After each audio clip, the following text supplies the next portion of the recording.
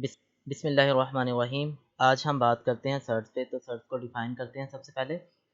An irrational radical with rational radicand is called search. तो search की definition को further explain करने से पहले हम बात करते हैं रेडिकल पे कि रेडिकल क्या है। तो रेडिकल क्या है? जब किसी भी नंबर्स के ऊपर हम रेडिकल साइन यानी कि जिसको हम क्या बोलते हैं, रूट, स्क्वायर रूट हो सकता है, क्यूब रूट हो सकता है, हमारे पास फिफ्थ रूट या सो ऑन nth रूट हो सकता है। तो यहाँ हम इन जनरल एक रेडिकल ले लेते हैं। ये हमारे पास एक रेडिकल आ गया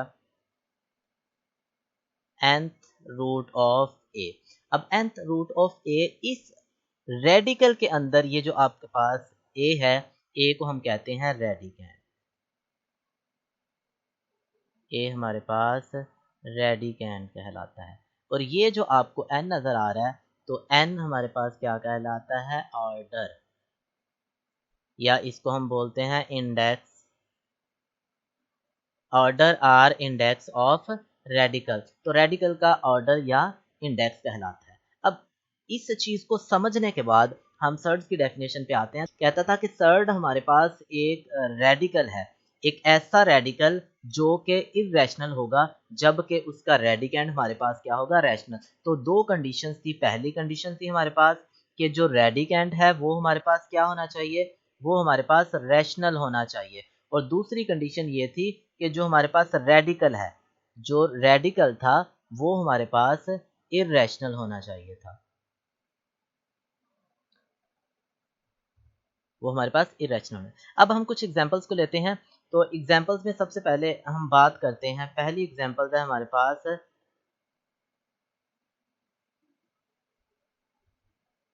अंडर रूट थ्री।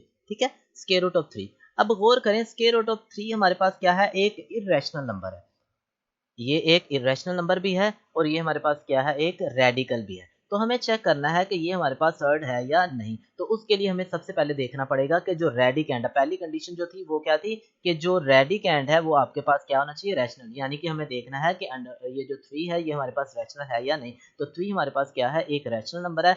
ओवरऑल अगर बात की जाए स्क्वायर रूट ऑफ थ्री की, तो ये हमारे पास क्या है? एक इरेशनल नंबर है। तो दोनों कंडीशन सेटिस्फाई हो रही हैं। पहली कंडीशन थी कि रेडिकेंड हमारे पास क्या होना चाहिए? रैशनल, यानी कि थ्री हमारे पास रैशनल है। दूसरी कंडीशन थी कि रेडिकल जो वो इरेशनल होना चाहिए। तो यहाँ स्क्वायर रूट ऑफ थ्री एक इरेशनल है। तो इसका मतलब ये है कि ये हमारे पास एक सर्ड कहलाएगी। अब नेक्स्ट हम एक और एग्जांपल ले लेते हैं। हमारे पास क्या आ जाता है? 16। स्क्वायर रूट ऑफ 16 की बात कर लेते हैं। अब स्क्वायर रूट ऑफ 16 के अंदर पहली कंडीशन थी रेडिकेंड हमारे पास क्या आना चाहिए? रैशनल। तो यहाँ 16 हमारे पास क्या है? एक रैशनल नंबर है। और जब हम पूरे रेडिकल की बात करते हैं, तो पूरे रेडिकल को अगर हम सोल्व करें तो ये हमारे पास 4 के बराबर आ जाता है, जो कि हमारे पास एक रैशनल नंबर है। तो हमने कहा था कि किसी भी रेडिकल के सर्ड होने के लिए लाजिम था कि रेडिकेंड भी रैशनल हो और रेडिकल इरेशनल हो। लेकिन यहाँ रेडिकेंड तो रैशनल है, लेकिन रेडिकल भी हमारे पास क्या है? रैशनल है। तो इसका मतलब ये होगा कि हम इसको कहेंगे नॉट अ सर्ड। ये हमारे पास एक सर्ड नहीं है। इसी तरह एक और हम एग्जांपल ले लेते हैं। हमारे पास एक और एग्जांपल है स्क्वायर रूट ऑफ पाई। इसकी बात कर लेते हैं। अब यहाँ देखिएगा, सबसे पहले हम रेडिकेंड की बात करते हैं। तो रेडिकेंड हमारे पास क्या है? पाई। तो पाई हमारे पास एक इरेशनल नंबर है। इसका मतलब पहली कंडीशन ही सेटिस्फाई नहीं हो रही कि रेडिकेंड जो है वो हमारे पास रैशनल हो। पाई हमारे पास एक इरेशनल है, तो हम कहेंगे कि ये भी हमारे पास क्या है? Not a surd. ये भी हमारे पास सर्ड नहीं है। इसी तरह सिमिलरली हम एक और एग्जांपल ले लेते हैं।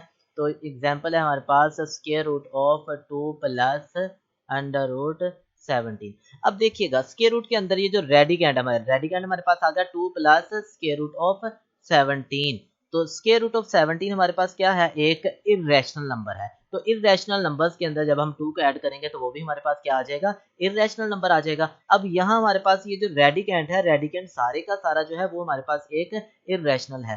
तो यहाँ से, क्योंकि पहली कंडीशन के अंदर था कि रेडिकेंड जो था वो रैशनल होना चाहिए था, लेकिन यहाँ हमारे पास क्या है? इरेशनल है। तो हम कहेंगे कि ये भी हमारे पास क्या है? Not a surd. तो यहाँ हमने सर्ड्स के ना होने की दो कंडीशन डिस्कस की। पहली क्या थी? पहली ये थी कि अगर आपने रेडिकल लिया है तो पूरे का पूरा रेडिकल आपके पास क्या निकल आए?